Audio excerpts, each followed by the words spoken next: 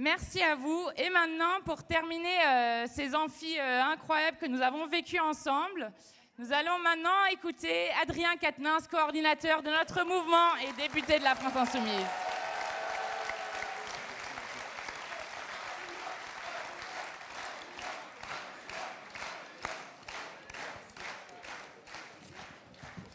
Merci beaucoup les amis, merci pour cette belle matinée.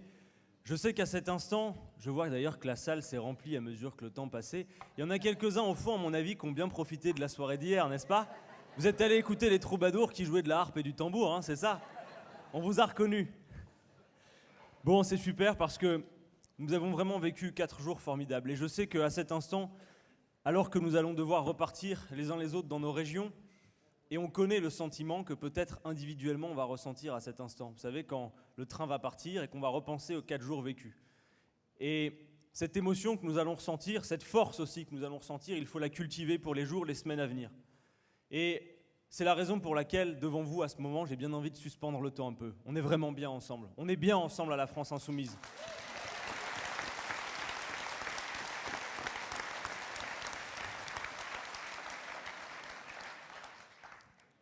Mathilde l'a dit, précisément et littéralement à l'heure où nous nous parlons, la planète brûle. Et souvenez-vous de la fameuse phrase qui a beaucoup fait parler de Jacques Chirac sur le fait que la planète brûle et nous regardons ailleurs. Bien, nous ne disons pas exactement ça. La planète brûle, oui, mais depuis un certain temps, tout le monde regarde le problème droit dans les yeux et de face. Hier, une banderole a été déployée par les Insoumis ici à Toulouse, qui disait les choses assez clairement. Et parlons clair, la planète brûle et les pyromanes sont au G7. Voilà ce que nous avons dit hier à Toulouse. La planète brûle, mais la question qui est posée à toute l'humanité, c'est allons-nous rester spectateurs de ce désastre annoncé, de ce désastre qui est en cours? Alors beaucoup prétendent aujourd'hui ne pas en rester spectateurs. Mathilde l'a dit, tout le monde à peu près se dit écologiste aujourd'hui, même Emmanuel Macron. C'est Emmanuel Macron qui, on vous l'a déjà dit 1000 fois, flanqué d'Elton John sur le perron de l'Élysée, appelé la jeunesse du pays à empêcher les dirigeants politiques de dormir tranquilles pour se charger de la question climatique. Mais qui, malgré tout, valide le CETA. Cette majorité qui applaudit Greta Thunberg le matin et qui ensuite vote le CETA. Ce sont des tartuffes de l'écologie et ils ne sont pas les seuls. Alors nous avons mis en mots, et Mathilde y a largement contribué, ce qu'est selon nous l'écologie, ou plus exactement, quelle écologie pour faire face à l'urgence climatique. Et Emmanuel Macron a eu à connaître quelques défections au sein même de son gouvernement. Souvenez-vous que Nicolas Hulot, lorsqu'il a démissionné, ne disait pas autre chose que ce que nous disons depuis que nous avons créé la France Insoumise. Que tant que le modèle qui préexistera sera celui du libre-échange, sera celui du capitalisme financiarisé, tant que la toile de fond restera la compétition, nous ne pouvons pas y arriver. Par conséquent, quand Emmanuel Macron nous dit que c'est encore sur la croissance économique que l'on va régler les grands problèmes, nous lui disons que ça n'est pas possible. Je crois que la démonstration est véritablement faite à cette heure, pour beaucoup, qu'il ne peut pas être question de régler ce défi si l'on ne change pas de trajectoire. Alors oui, bien sûr, rester sur une trajectoire que l'on connaît, c'est confortable, ça ne coûte pas trop d'énergie. Et puis, si les gens commencent à s'inquiéter, on peut toujours faire mine de s'occuper du problème. Emmanuel Macron, ça, la communication, il sait le faire, il n'y a pas de problème. Champion de la Terre, peut-être pas, champion de la com, c'est plus sûr.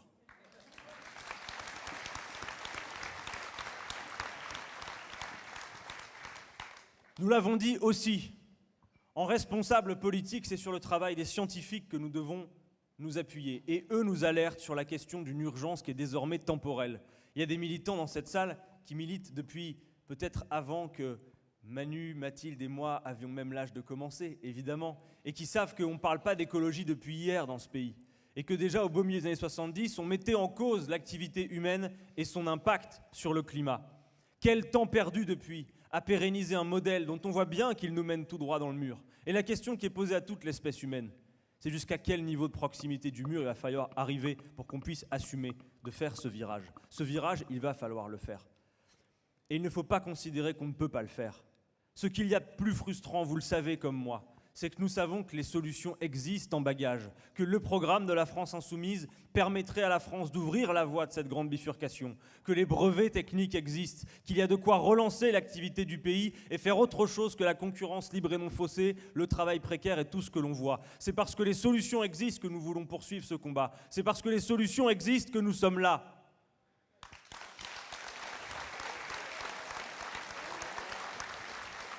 1000 fois. Et les parlementaires européens qui ont renforcé la France insoumise, les 6 qui sont arrivés au Parlement européen, vont connaître ça bien assez tôt. Il ne se passe pas un jour sans que nous pensions à ce que nous aurions pu faire si nous étions en lieu et place d'Emmanuel Macron. Et je vous en fais la confidence parce que j'en ai, comme beaucoup d'entre vous, la certitude. Inéluctablement, nous y arriverons. Inéluctablement, ensemble, nous ferons gouverner ce programme, nous ferons gouverner ces femmes et ces hommes qui sont à l'image du pays, parce que nous savons que notre pays peut ouvrir la voie et que nous sommes en capacité de relever tous ces défis. Oui, ensemble, nous le ferons. La planification écologique comme méthode, la règle verte plutôt que la règle d'or comme principe, sa déclinaison avec la transition agricole, la relocalisation de l'activité, les créations d'emplois qu'en découlent, l'économie de la mer, toutes ces choses si intelligentes, si enthousiasmantes à faire, qui redonneraient du sens au fait qu'on se lève le matin. Nous voudrions cesser d'appeler les Français à se lever le matin pour faire la concurrence libre et non faussée. Nous voudrions appeler les Français à se lever le matin pour mettre en partage des pratiques qui permettent de relever ces défis. Voilà l'enthousiasme dont nous voudrions lever ce pays. Mathilde l'a dit en des mots très clairs.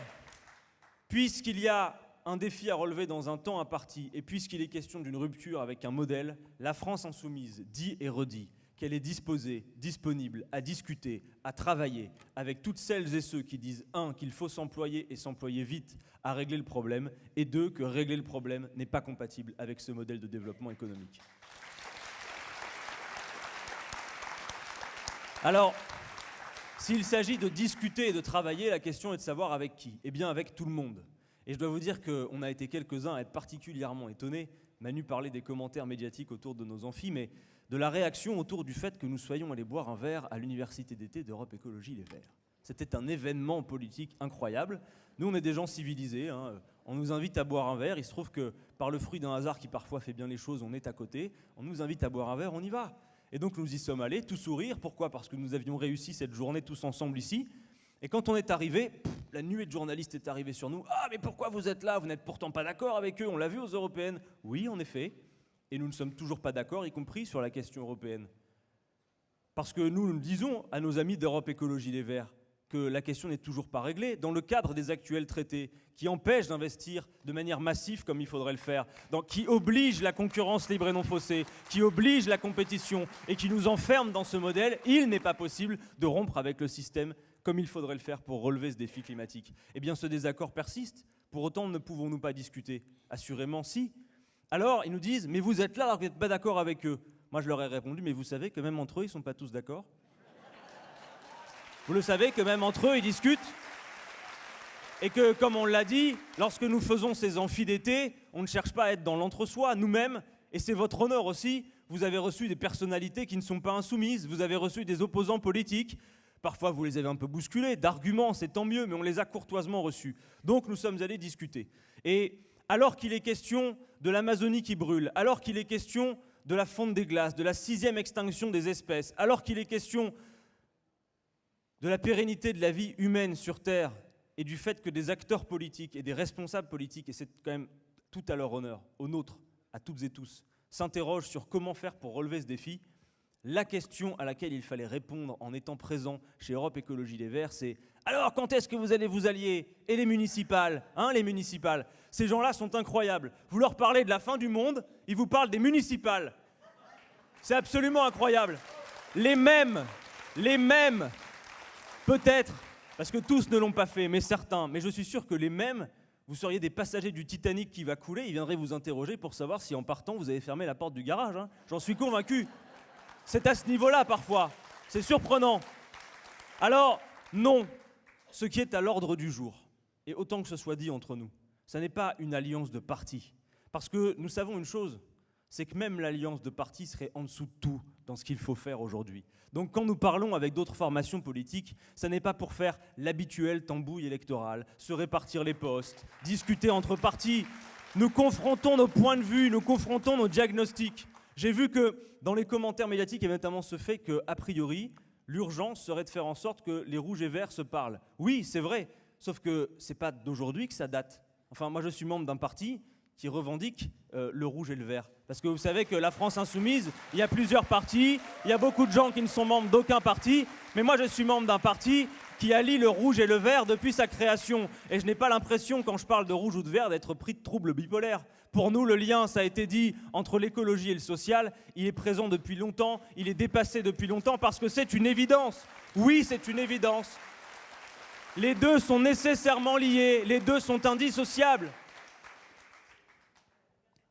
Mais puisqu'il s'agit de parler de la stratégie, de que faire, de comment construire, nous disons une chose, et c'est une singularité de la France insoumise, c'est quels que soient les attelages auxquels nous participons, quelles que soient les forces syndicales, politiques, associatives avec lesquelles nous discutons, nous avons cette certitude, chevillée au corps, que nous ne pourrons pas continuer à aller d'un scrutin à l'autre et faire comme si tout se passait normalement, à faire comme ceux qui nous ont précédés, à faire les mêmes campagnes, les mêmes jolies listes, les mêmes jolies affiches, les mêmes jolis slogans, alors qu'un Français sur deux ne participe plus. Vous qui faites régulièrement du porte-à-porte, vous le savez, le nombre de fois où vous avez le sentiment d'être exactement dans le sujet, dans le dur, quand vous venez chez les gens avec votre tract et que vous expliquez comment il faudrait bien penser. Mais les gens ne sont pas de mauvaise volonté, mais pour eux, dans leurs problèmes quotidiens, la politique leur paraît tout à fait éloignée. Et c'est notre travail de faire en sorte d'accomplir ces tâches autrement. C'est ça l'urgence. Il y a des forces politiques, y compris de gauche, qui ont théorisé que les abstentionnistes, il ne fallait pas s'en occuper. La France insoumise dit que c'est d'abord à eux qu'il faut s'adresser, que c'est d'abord avec eux qu'il faut faire. Parce que quand nous disons que le peuple et son implication, c'est la clé, ça n'est pas de l'effet rhétorique. Nous le pensons véritablement. La clé à tous nos problèmes, la solution, c'est le peuple et son implication. Et notre rôle, c'est d'être un outil au service de cette implication.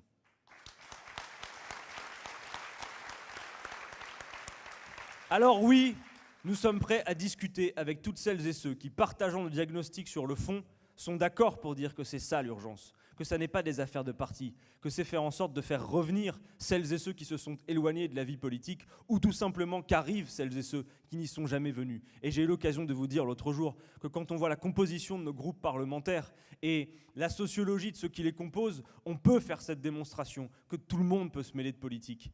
Les uns les autres, quand on est appelé dans les lycées, les collèges, à discuter du rôle de parlementaire, souvent les élèves nous regardent avec des yeux incroyables, ils nous disent « mais on ne s'attendait pas à voir des jeunes femmes et hommes comme vous, on s'attendait à voir le profil type a priori du député, mais comment vous avez fait ?» Alors on leur explique, on a fait du militantisme politique, on a fait du bénévolat, et donc ça veut dire quoi? Et c'est peut-être le seul message qu'il faut qu'on leur fasse passer, et je le fais passer aussi à vous les militants politiques dans cette salle, c'est que dans cette salle, je l'espère, il y a plein de futurs élus, il y a plein de futurs parlementaires qui s'ignorent et qui demain rejoindront les bancs de ces assemblées. C'est ça le message que nous devons porter aux Françaises et aux Français. Mêlez-vous de la politique, parce que si vous ne vous en mêlez pas, elle se mêle de vos affaires, elle se mêle de votre quotidien.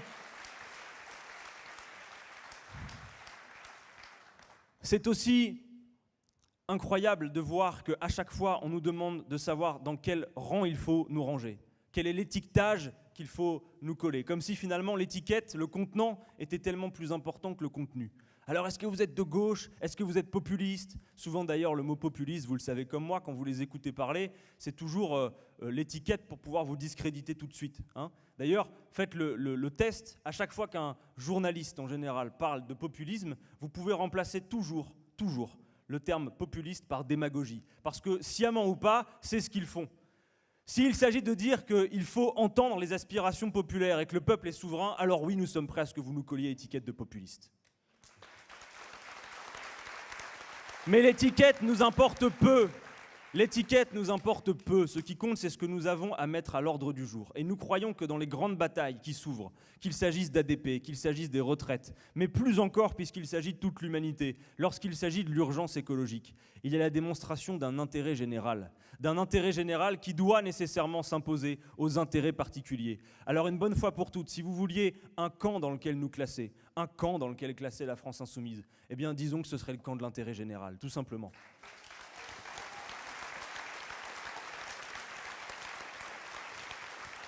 Parce que Mathilde a beau poser le bon diagnostic, cette question-là n'est toujours pas dénuée de conflictualité. Et ne croyez pas que les bons capitalistes, lorsqu'ils vont voir le programme de la France insoumise, ou même celui d'Europe Écologie Les Verts, face à l'Amazonie qui brûle, vont se dire « Tiens, comme ils ont raison, on arrête tout, et puis on fait ce qu'ils racontent ». Bien sûr que non.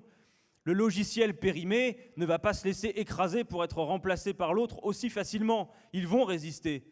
Et si vous étiez vous-même des bons capitalistes, s'il y a le réchauffement climatique, vous ne vous préoccupez pas de régler le problème, vous dites ça va se réchauffer, les gens vont donc vouloir se rafraîchir, donc investissons dans les frigos et les climatisations. Le niveau de l'eau va monter, alors les gens vont se noyer, investissons dans les gilets de sauvetage et les canaux de sauvetage. Voilà, c'est une raison pour laquelle nous voulons dire que même si de plus en plus le diagnostic est partagé, il faut assumer la conflictualité des idées et donc nécessairement le débat, comme nous l'avons animé ces 4 jours d'amphi d'été.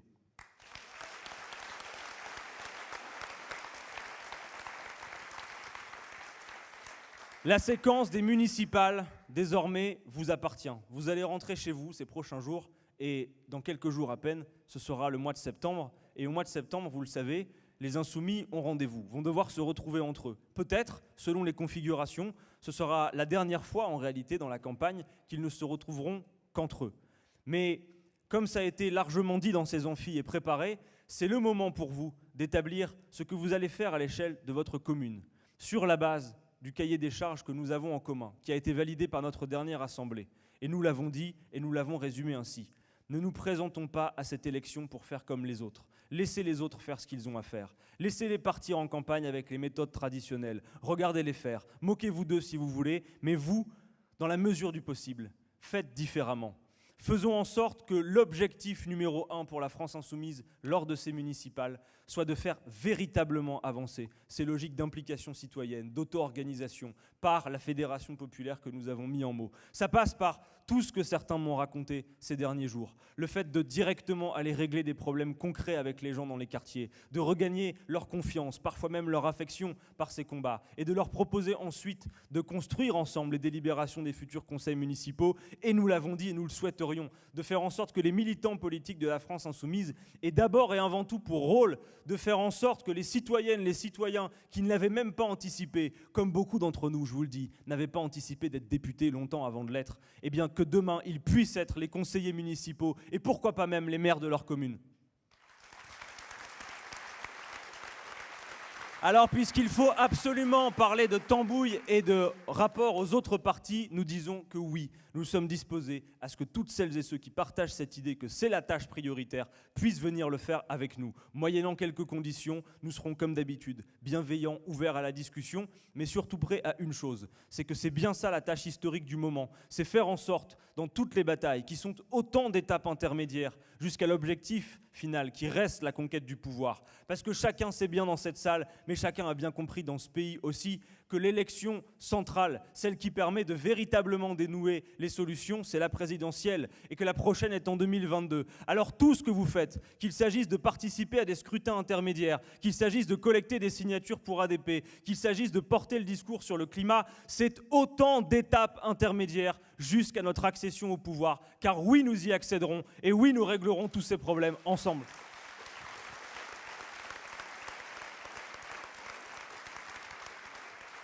Vous savez, je pense qu'il en a bien conscience compte tenu de la manière dont il a abordé cette rentrée. J'ai trouvé la rentrée des ministres, y compris médiatiquement, assez fébrile. Cette impression permanente qui nous est faite qu'en réalité, tout le monde est à cloche-pied et que le moindre coup de vent pourrait les faire trébucher. Oui, Emmanuel Macron, quand il rentre au G7, en demandant aux Français de l'excuser si toutefois il n'y arrivait pas, fait un aveu de faiblesse. Je pense que nous devons bien voir que ce sont des colosses aux pieds d'argile. Et donc nous abordons les batailles de rentrée avec cette idée que nous pouvons et que nous devons leur mettre un coup d'arrêt. Et qu'après bientôt 2 ans et demi, puisqu'Emmanuel Macron arrive dans quelques temps à mi-mandat, il va falloir lui mettre un coup d'arrêt avant que ça se termine. Parce que nous ne savons pas à quoi ressemblera le visage de la France défiguré si Emmanuel Macron va au bout de son projet. Nous n'en voulons pas et nous voulons lui mettre un coup d'arrêt. Voilà aussi ce que nous disons depuis Toulouse aujourd'hui.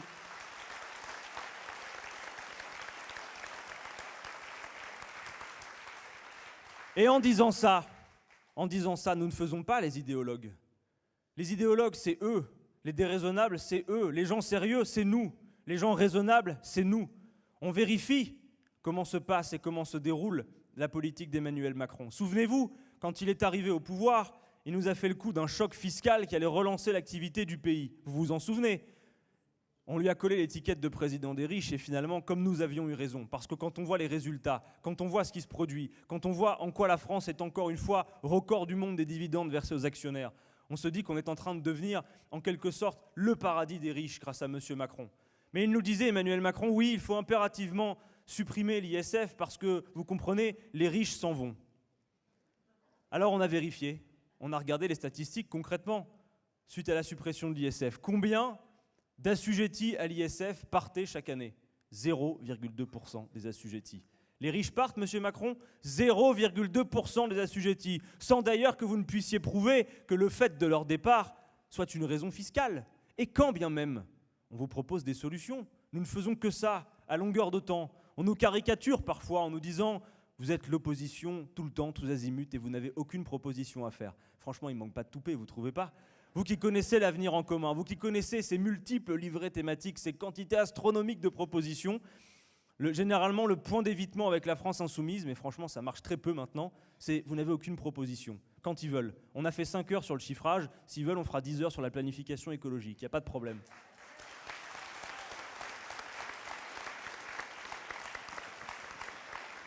Mais sur l'ISF, nous avions une proposition à faire si Emmanuel Macron avait peur que les riches partent. L'imposition universelle, comme le font les États-Unis, qui fait que peu importe où vous allez, vous payez la différence entre le fisc du pays où vous atterrissez et le fisc d'où vous venez, tant et si bien que vous n'avez plus d'intérêt à partir. Ce qui est à l'ordre du jour pour solder aussi les défis que nous avons devant nous, c'est bien ce partage des richesses. Et ce partage des richesses peut s'opérer par une véritable révolution fiscale. La suppression de l'ISF, on en a vu le résultat. Pendant l'été, vous avez peut-être vu, c'est passé un peu sous les radars, mais on va se réactualiser tout de suite. On a pu vérifier ce que ça provoquait sur l'investissement. Eh bien, Emmanuel Macron, qui nous promettait que la suppression de l'ISF allait relancer l'investissement, le résultat est le suivant. Depuis que l'ISF a été supprimé, mes amis, l'investissement dans les PME a baissé de 70%. Donc, ça ne marche pas. Et ils sont bien obligés de le voir, ça ne marche pas. Par conséquent, ce matin, et en clôture de nos amphis, nous disons et nous demandons quelque chose très clairement. Rétablissement de l'ISF, séance tenante.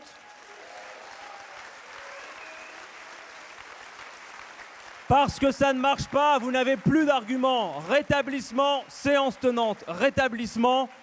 Et la proposition fiscale que nous vous mettons toujours sur la table, ces 14 tranches d'impôts qui lisseraient l'effort entre les Français, qui feraient autre chose que des effets de manche qui font qu'en réalité, on donne l'impression de redistribuer aux uns ce qu'on leur a pris dans l'autre poche et qu'on protège toujours les riches. Avec le système fiscal proposé par la France insoumise, ces 14 tranches d'impôts, toutes celles et ceux, répétez-le, qui dans le pays gagnent moins de 4 000 € par mois, paieraient moins d'impôts. Voilà ce que produit l'étouffement fiscal de la France insoumise. C'est plus de bonheur pour le grand nombre. Bref, vous l'avez vu, sur la plupart des sujets que nous avons abordés pendant ces 4 jours, l'utilité de la France insoumise n'est plus à prouver. J'aime autant vous dire une chose, pour que l'on soit clair entre nous. Nous ne construisons pas un mouvement politique pour nous faire plaisir. Nous n'agitons pas le drapeau simplement parce que nous le trouvons beau. Très franchement, si nous étions convaincus que la France insoumise n'était pas utile, quel intérêt aurait-on à la faire persister ? Si nous étions convaincus que les urgences qui nous ont poussés à la concevoir et à la créer patiemment n'étaient plus aussi prégnantes, quel intérêt aurons-nous à continuer ? Mais je vous le dis aussi, si d'autres que nous faisaient aussi bien que nous ce que nous faisons, pourquoi nous le ferions ? Si nous sommes là, c'est parce que nous savons que notre mouvement est un mouvement jeune, qu'il est né il y a très peu de temps et que par conséquent, il est faux de considérer que tout ce qu'il a fait ne servira à rien et qu'il faudrait repartir d'une page blanche. Nous sommes fiers de l'histoire que nous avons d'ores et déjà écrite et comptez sur nous pour écrire la suite, tous ensemble. Nous allons écrire la suite, tous ensemble, et nous adresser à toutes et tous. Sans nous adresser à des camps constitués, nous allons porter la parole partout parce que nous sommes aussi à l'heure où beaucoup de Françaises et de Français remettent en cause jusqu'à des certitudes de vote qui étaient bien inscrites chez eux depuis très longtemps. Autorisez-vous à parler à tout le monde, à partager les arguments et à créer partout les conditions de la contagion. Oui, la France insoumise est un mouvement utile. Oui, la France insoumise a un rôle particulier dans le paysage politique. C'est d'être un outil, un réseau social, une force au service du peuple et de son implication. Voilà la tâche immédiate qui est la nôtre pour les batailles de la rentrée comme pour les prochaines séquences électorales.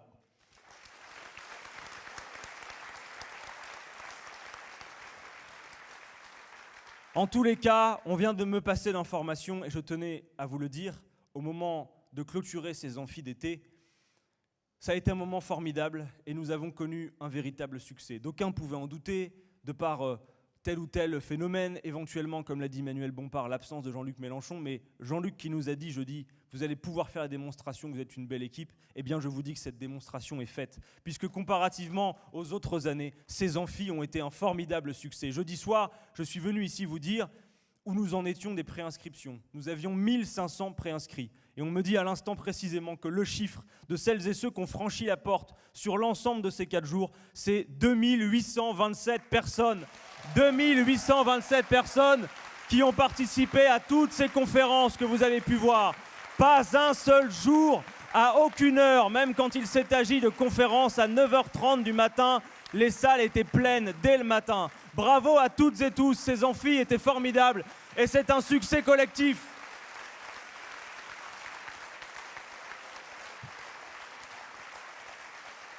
J'achève mes amis, puisque Manu nous a rappelé que nous étions dans le pays de Jaurès et il faut bien rendre cet hommage. Quand tout à l'heure il a cité Jaurès, j'ai pensé à une autre citation qui, de Jaurès, celle-ci aussi, je trouve, nous va à toutes et tous particulièrement bien. Et c'est avec ce message porté au cœur que je veux que vous repartiez de cette salle, reprenant vos valises et retournant dans vos territoires, auprès de vos camarades, pour préparer les batailles de la rentrée.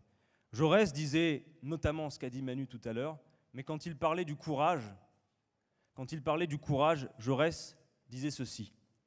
Le courage, c'est d'agir et de se donner aux grandes causes sans savoir quelle récompense réserve à notre effort l'univers profond, ni même s'il lui réserve une récompense.